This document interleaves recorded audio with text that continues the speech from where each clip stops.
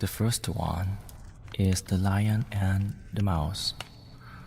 Once upon a time, in a deep green forest, a mighty lion was sleeping under a shady tree.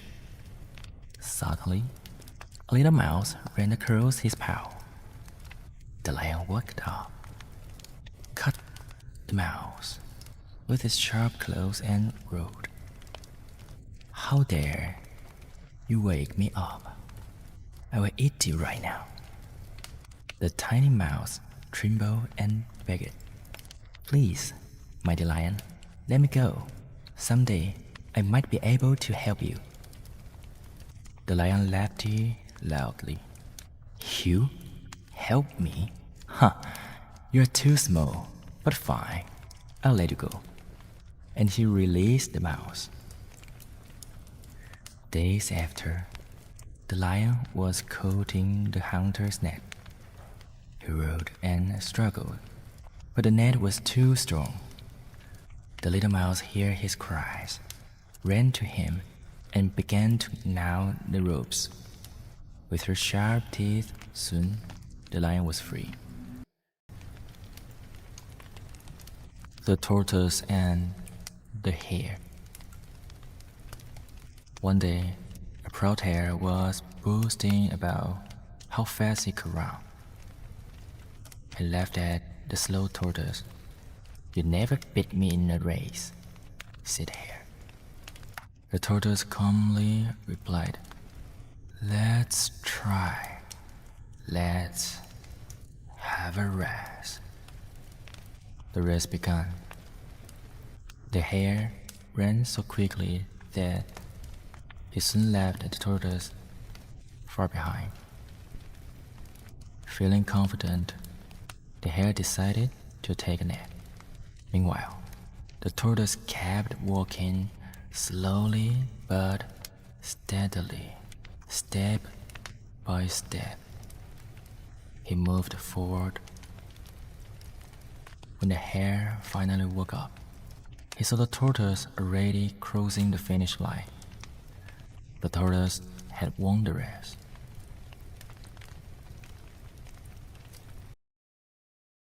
The fox and the grapes. One hot summer day, a hungry fox saw a vine full of juicy grapes. He licked his lips and jumped high, trying to catch them, but the grapes were too high. He tried again and again, but no matter how hard he tried, he could not reach them. Finally, the fox gave up and walked away, saying, "Those grapes are probably sour anyway." The boy who cried wolf. A shepherd boy was bored while watching his sheep. To have some fun, he shouted, "Wolf, wolf, a wolf is taking the sheep." The villager ran to help, but there was no wolf. The boy laughed at him. The next day, he cried out again, "Wolf, wolf." Once more, the villagers rushed up the hill, but again, there was no wolf. Later, a real wolf came. The boy screamed for help. But this time, no one believed him. The wolf attacked the flock, and the boy was left alone and afraid. The ugly duckling. A mother duck's eggs hatched. Out came several yellow ducklings, but one was big, gray, and different. The other duckling teased him and called him ugly. The ugly duckling felt lonely and sad. He wandered away and lived unhappily among the other animals.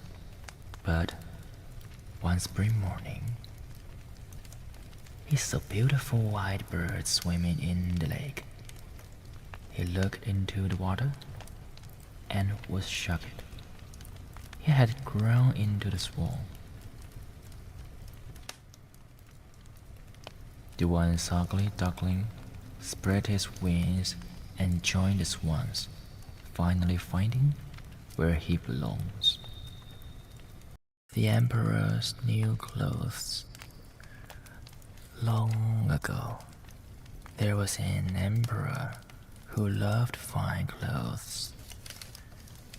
Two tricksters came to the city and said they could weave the most magnificent fabric, invisible to anyone foolish or unfit for their job. The emperor, curious, paid them a great deal of gold. The tricksters pretended to weave but made nothing at all. Ministers came to see and thought they saw nothing. They were afraid to admit it, so they praised the cloth. Finally, the emperor himself went to wear the new clothes. He marched through the city, and everyone, afraid of looking foolish, cheered his invisible outfit. At last, a child shouted, "But he isn't wearing anything at all." Everyone laughed, and the emperor realized the truth, but it was too late.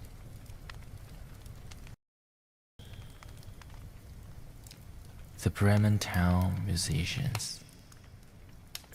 An old donkey was no longer useful to his master, so he decided to run away and become the musician in Bremen. On the road, he met a dog, a cat, and a rooster, all old and unwanted. They agreed to go together and form a band. That night, they came upon the house of robbers. To scare them away, the donkey stood on the dog on the cat, and the rooster on top. They made a terrible noise. The robbers, though monsters, had come and fled. The four animals took over the house and lived happily together. The Fisherman and the Genie. A poor fisherman cast his net into the sea and pulled out a heavy jar. When he opened it, smoke poured out and a powerful genie appeared. "I was trapped for hundreds of years," said the genie. "At first, I promised the reward would ever free me, but now I'll kill you." The fisherman thought quickly and said, "How can you fit in such a small jar? I don't believe you." The genie laughed and turned back into smoke to prove it. The fisherman quickly sealed the jar again and threw it into the sea. Anansi the spider. In West Africa, there was a clever spider named Anansi. One day, he wanted to steal all the world's wisdom and keep it for himself. He collected wisdom in a pot and tried to hide it on top of the tree. But as he struggled to climb, his young son laughed. "Father, why don't you tie the pot on your back instead of your belly?" And Nancy realized, even while holding all the wisdom, he had been foolish. In anger, he dropped the pot, and wisdom spread all over the world. The Blind Man and the Elephant. In India, 6 blind men wanted to know what an elephant was. Each touched a different Each touched a different part. One felt the leg and said, "An elephant is like a pillar." Another touched the tail. "It's like a rope." The ear felt like a fan, the trunk like a snake, the side like a wall, and the tusk like a spear. They argued loudly, each certain he was right, but none of them had the whole truth. The North Wind and the Sun. The North Wind and the Sun argued about who was stronger. They saw a traveler wearing a clock. The wind said, "I will make him take it off." He blew with all his might, but the harder he blew, the tighter the man held his clock. Then the sun smiled warmly. Soon the traveler grew hot, and willingly took off his cloak. The Ant and the Grasshopper. All summer long, the ant worked hard, storing food for winter. Nearby, the grasshopper sang and played, laughing at the busy ant. "Why not relax and enjoy life?" asked the grasshopper. The ant replied, "I'm preparing for the cold days ahead." When winter came, the grasshopper had nothing to eat and begged the ant for food. The ant said, "You sang all summer, now you must dance in winter."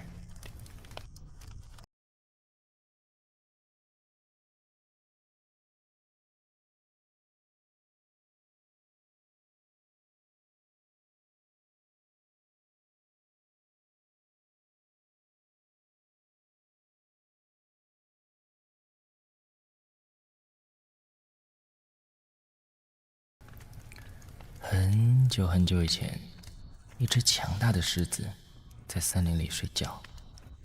突然，一只小老鼠从它的爪子上跑过。